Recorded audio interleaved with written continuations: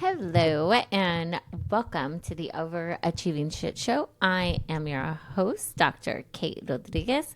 I am the queen Overachieving Shit Show, and I want to say a quick disclaimer. Remember, I am a licensed professional counselor, but that does not mean I am your counselor in this episode. This is meant for entertainment purposes only. Now that you're here, I really want to talk today about something that I have heard over and over again in the past few weeks. We need to talk about why we absolutely, historically, are terrible at doing absolutely fucking nothing. Okay? Some of y'all might be able to do it. Some of you might go into the freeze, but there are so many people lately who have been talking to me about their problem being able to relax. You might think, oh no, I can relax, I'm fine. You might be able to disassociate and maybe have some drinks or do something that keeps your mind busy. But do you ever wonder why I can't just sit and chill? Why does it feel so uncomfortable for overachieving shit shows? Well, let me set the scene. You finally are free. Okay, you've had a whole week of work, pick up the kids, do the things, all the volunteer stuff. Saturday, you have a tournament. Sunday is your free day. You have nothing to do on Sunday. No trials, no clients, no meetings, you're caught up on your notes, no emergencies whatsoever, and the kids are occupied in their room. You sit on the couch, your goal is to relax, and within, let's say, 4 minutes, your skin starts crawling, your heart starts beating, and you start thinking, there has to be something else I can do. Isn't there something? Am I missing something? You check your notes, you check your planner, you check your to-do list, you check your Google Calendar, whatever you use to track your time. And there's nothing to do. You have nothing to do. But you can't relax. Your heart rate picks up and suddenly you look around and you think, you know what would be really good right now? I should probably clean the house or do laundry. Should I clean the baseboards? Like, there's always something that you need to do. Yes. In the reality of the world, there is something we can always find to do. But one of the things that we all need to do better is relaxing and chilling out our nervous system. So if your version of relaxing involves giving yourself more manual labor, like going to do yard work and then cleaning the house or doing laundry or whatever it is, you're not being efficient with your rest. You're trapped in a high-functioning hypervigilance cycle.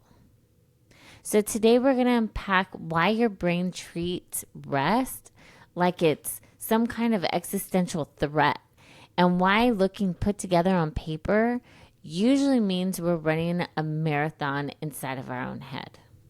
Okay? Now, I'm not saying anything's wrong with you, but I also want to help you learn to relax and not feel guilty about it. Unfortunately, we have completely weaponized productivity to avoid being alone with our own minds. I'm going to expose myself first. I graduated from college, took a year off, and then I went into my master's, took a year off, then went into my PhD, to my doctorate. Of course, I was working throughout that, but when it came to school, I was working, going to school in the afternoons. There was always something I needed to do. There was always a topic that I needed to read, a journal article I needed to look at, something I needed to write, something I needed to study for, right? So I'd get my work done, but then I still had stuff to do until I went to sleep, pretty much. Well, after I graduated with my PhD, literally years of being in this cycle of knowing that there was always something I needed to learn about, something I needed to read more, something that I had to do. I didn't know how to chill out. And this is back when people first started like binging stuff, right? Like, do you remember back when Netflix, you would have to like order the DVDs like in the mail and you'd get them in a little envelope?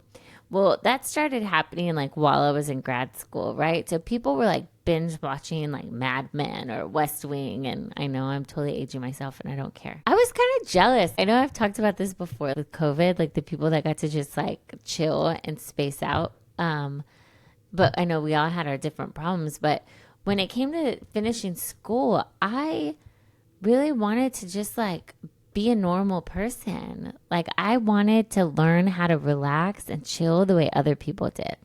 Right.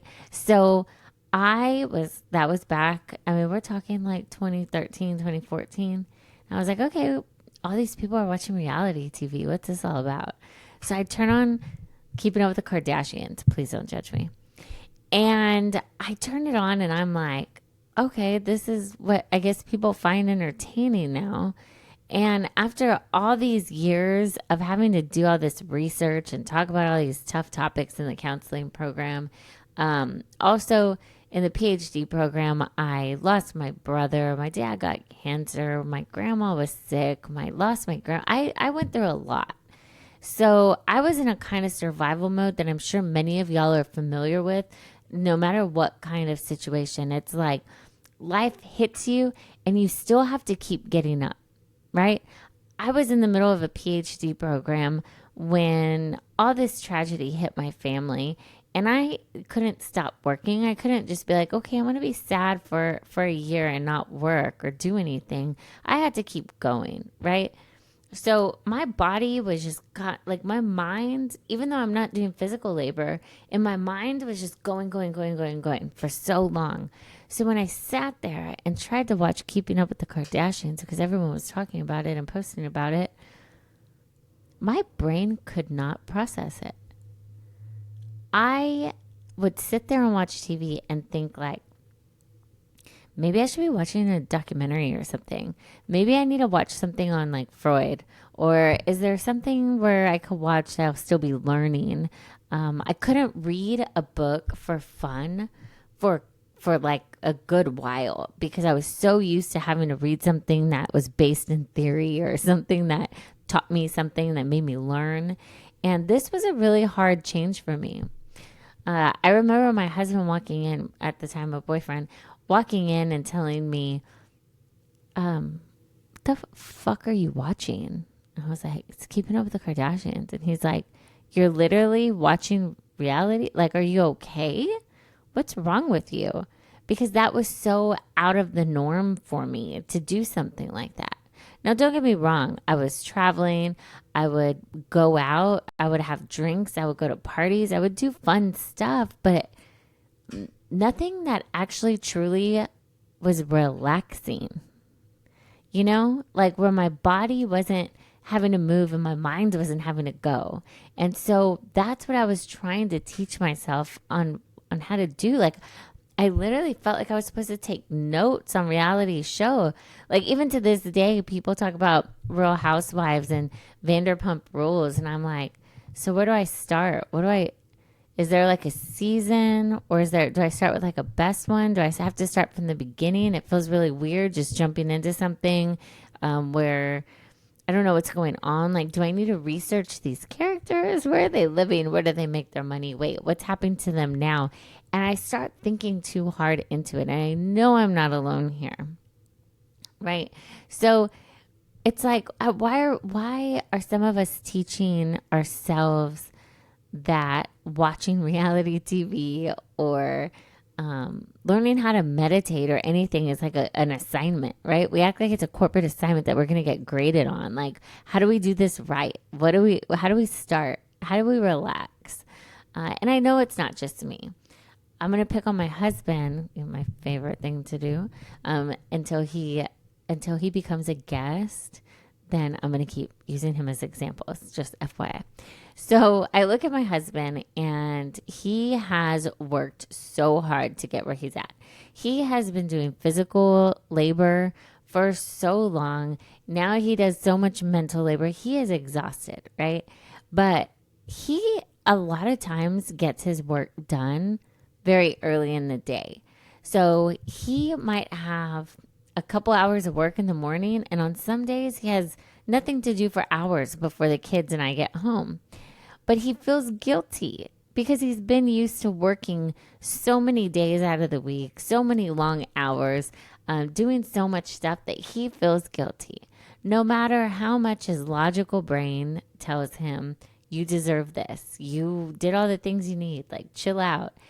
If he sits and watches a documentary, he's also going to fold laundry or do the dishes or make a social media post for his bar. He'll do something productive because he feels guilty just relaxing. Right? So why do we do this? Like, why do you do this?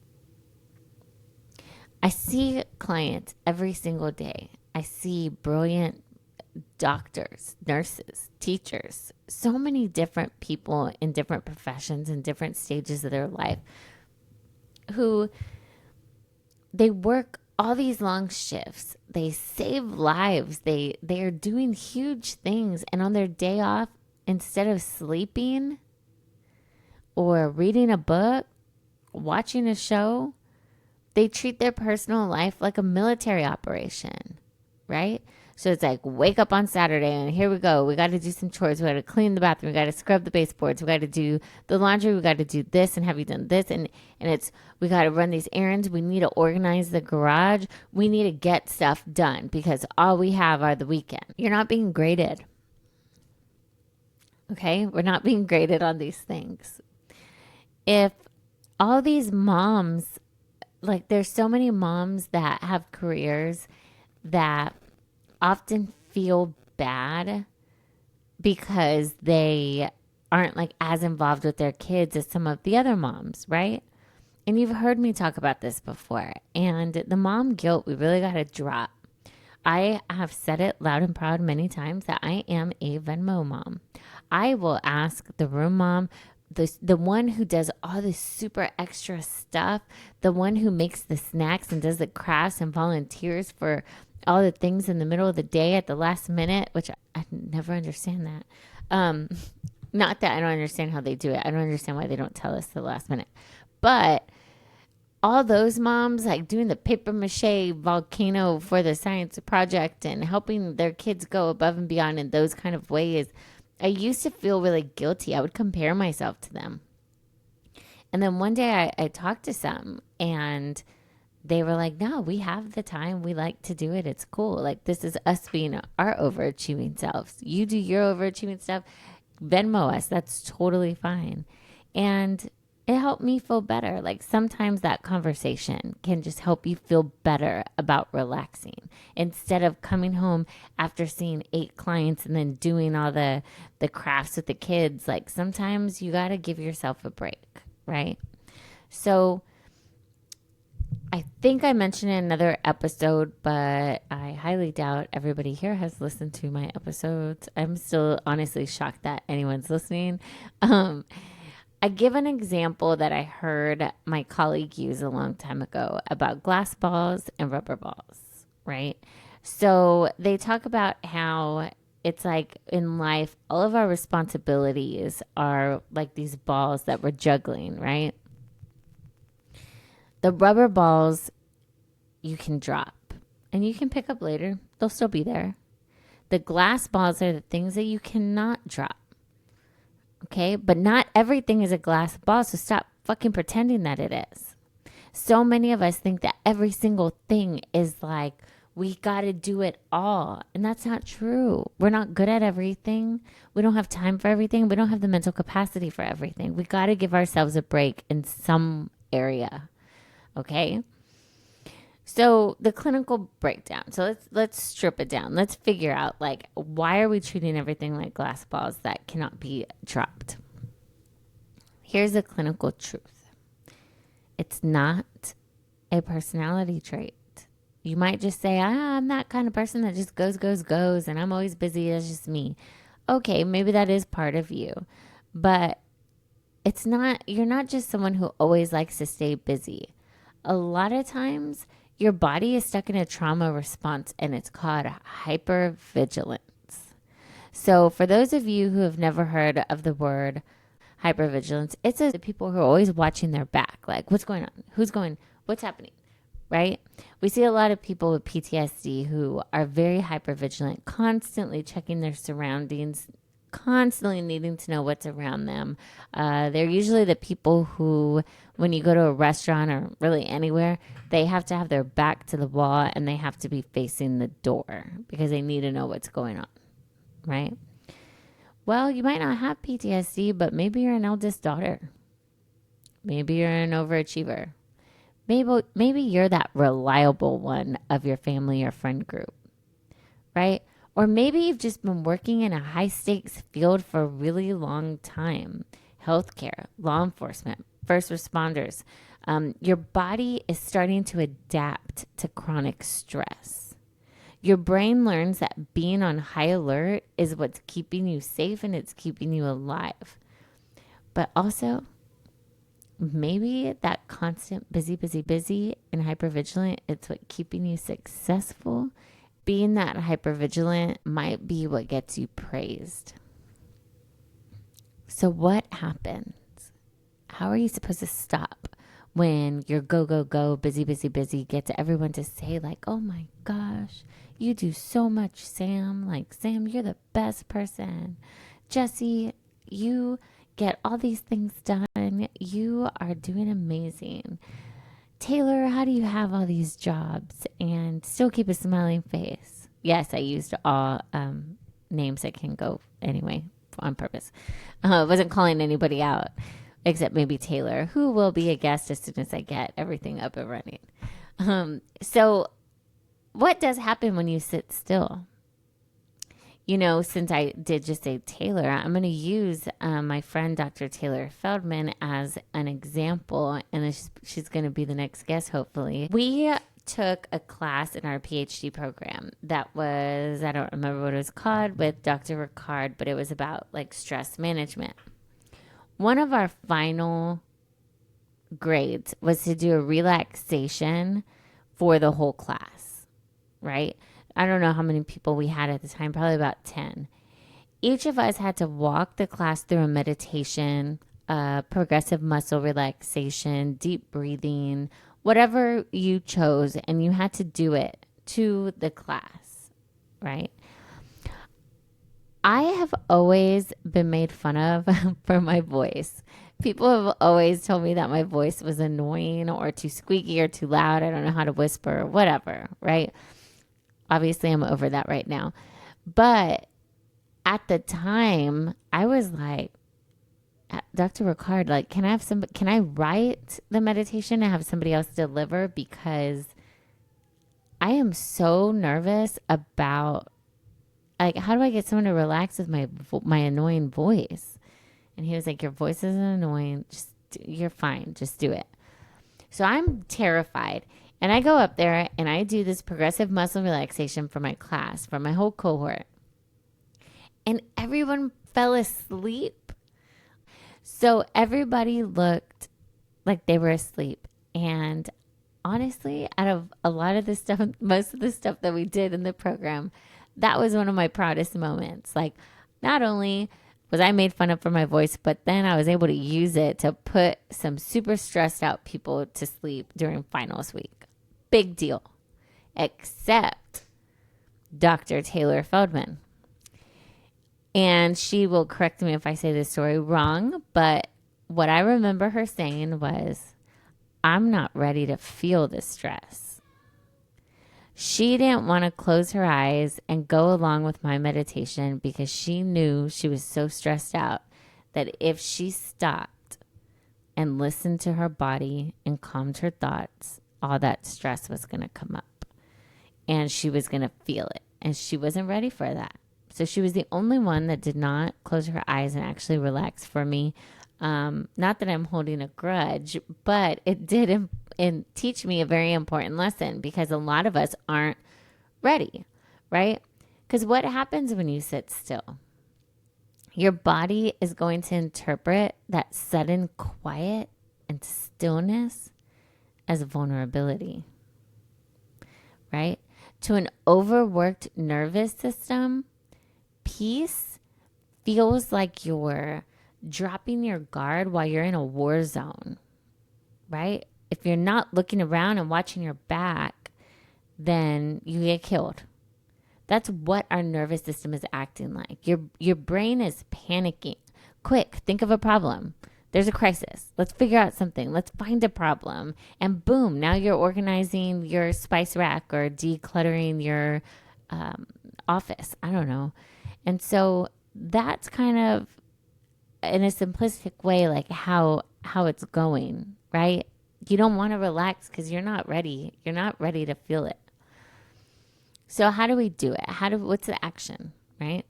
So we have to stop healing our burnout by relaxing for a weekend. Or I'm so burnt out. Like I'm just ready to give up everything and, like this is all shit and I'm done with it. I'm going to take a bubble bath or I'm going to have a half spa day or whatever. Well, I'm going to go play golf, even though I haven't played in months. Whatever your jam is, those are great to do and they should be practiced. But at the same time, if you were put in silence for an hour, how would you feel? Would you be comfortable? Would you fall asleep? Would you get bored? How are you going to sit there and, rewrite a manual in your sleep or a tax code or come up with a whole new defense? What are you going to do? Like I have had to make being quiet and still, I've had to practice it. There's times where I suck at it. I have a friend who takes a hot bath every single day. I know we're in a water crisis, but I haven't talked to her since the water crisis lately in Corpus Christi, but I know a lot of people who do that. Women who will go and take a bath every day. And that is amazing. If you do it just once here and there, that's not really going to do much. But during that time, they are spacing out and they are relaxing and they are still and they are quiet. If you can make those kind of things more of a routine, that's where we start to cure ourselves, right? So we need it to make things underwhelming. Rest is going to be overwhelming. You don't earn rest. Rest is a prerequisite. Yes, I think I say that in every freaking episode, but that's just how it's going to be. We need to tolerate just 5 minutes. 5 minutes of a quiet nervous system. What would that look like? I think back to Eat, Pray, Love. I remember, I'm sure it's back there behind me somewhere, but I remember reading it and she was in India and she went to a place, she went to a temple where she was trying to learn how to meditate. And she talks about all the different thoughts going through her head and how she couldn't stay quiet. So they made her be quiet. Like they didn't allow her to speak for days. And I always wonder like how I would do in one of those situations. I don't know. I'm sure many of us have thought about like what would happen if we were all alone in the middle of nowhere. Shout out Casey Musgrave's new album. But being in the middle of nowhere with no technology or anything, like how would you be? How would you handle it? Is your quietness going to be a walk? Is your quietness going to be just laying down, taking naps? You can ask anybody in my office. I take naps. If I have 2 cancellations or more in a row, I have a nap spot upstairs and I always utilize it. And sometimes I will make my therapist go and utilize it as well because we need to just rest. And I'll tell them, leave your phone downstairs with me and I'll tell you when to come. I'll go and wake you up if you haven't come down yet. Because we need to like unplug and just rest with yourself, not doom scroll, not look at a bunch of TikToks, not go down a rabbit hole of whatever conspiracy theory is happening now. Okay? So, your homework. The next time you feel the urge to turn a relaxing moment into a project, whether it's crafting, cleaning, checking emails on a Saturday. I want you to stop and I want you to ask yourself, am I doing this because it actually needs to be done right now? Or am I doing this because sitting still feels unsafe? Allow yourself to leave the laundry unfolded.